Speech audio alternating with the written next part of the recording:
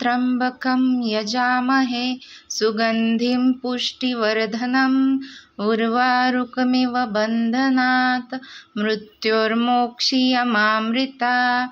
मराठी वर्षातील वैशिष्ट्यपूर्ण मानला गेलेला चातुर्मास सुरू असून त्यात विशेष मान्यता असलेला पितृपक्ष सुरू आहे। पितृपक्षातील सांगता होत आहे तत्पूर्वीच काही दिवस महत्त्वाचे असल्याचे सांगितले जाते। तर पितृपक्षात प्रदोष व्रत आणि शिवरात्री एकाच दिवशी आले आहेत। हा शुभ संयोग मानला जातो। तर तसेच या दिवशी चतुर्दशीचे श्राद्ध आणि सर्व पितृ अमावस्या असणार आहे।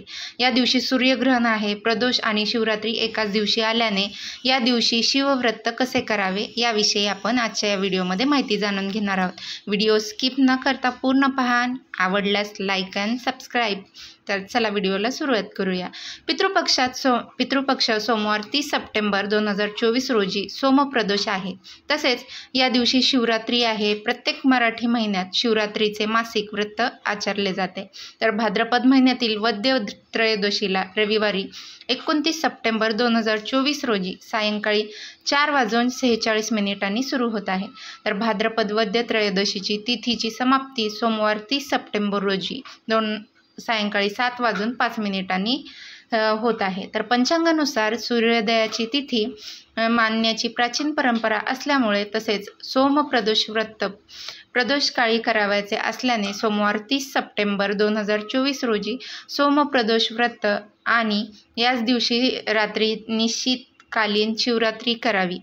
प्रदोष आणि शिवरात्री एकाच दिवशी येणे शुभ मानले जाते। तर प्रदोष आणि शिवरात्री या महादेवांना समर्पित असून या दिवशी केलेले महादेवांचे पूजन पुण्य फलदायी तसेच शुभ लाभदायी मानले जाते।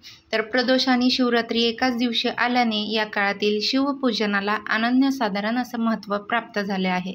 तर प्रदोष व्रत प्रत्येक महिन्याच्या दोन्ही पक्षात म्हणजेच शुद्ध आणि वद्य त्रयोदशी तिथीला पाळले जाते। हे व्रत भगवान शिवांना समर्पित आहे। तर प्रदोष व्रत तिथी सोमवारी येते तेव्हा त्याला सोमप्रदोष व्रत असे म्हणतात।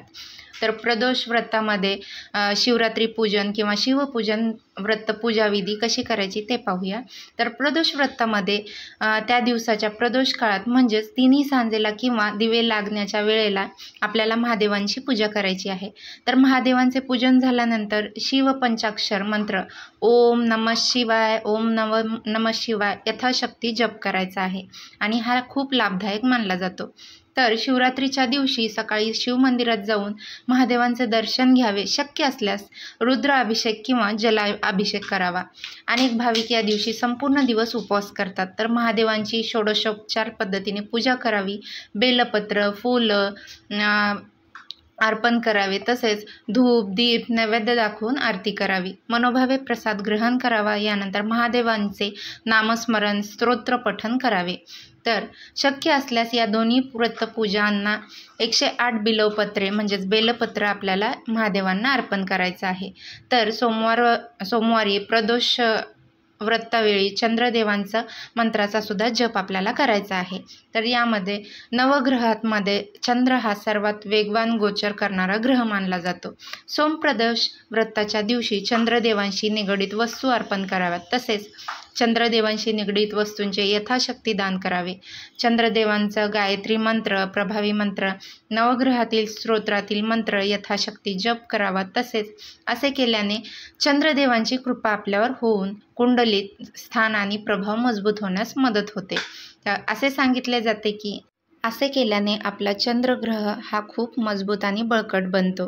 तर आपल्याला राशीमध्ये चंद्रग्रह किंवा कुठल्याही ग्रहांविषयीची समस्या किंवा बाधा असेल तर ती या पूजनाने किंवा या चंद्रदेवांच्या मंत्राचा जप केल्याने ही आपली जी काही बाधा आहे ती नष्ट होते किंवा कमी होते। तर अशा पद्धतीने आपल्याला सोमप्रदोषच्या दिवशी आपल्याला अशा पद्धतीने भगवान शिवांसोबतच चंद्रदेवतांचेही नामस्मरण तसेच पूजा आपल्याला करायची आहे। तर आजची ही माहिती तुम्हाला कशी वाटली?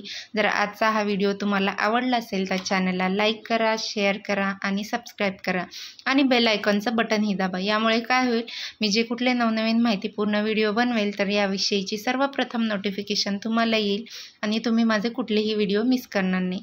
त्यासाठी लगेचच चॅनलला लाईक शेअर अँड सबस्क्राईब. आजच्या व्हिडिओमध्ये एवढंच. उद्या भेटूया अशीच नवनवीन माहितीपूर्ण व्हिडिओ घेऊन पुढच्या व्हिडिओमध्ये. सर्वांना श्री स्वामी समर्थ.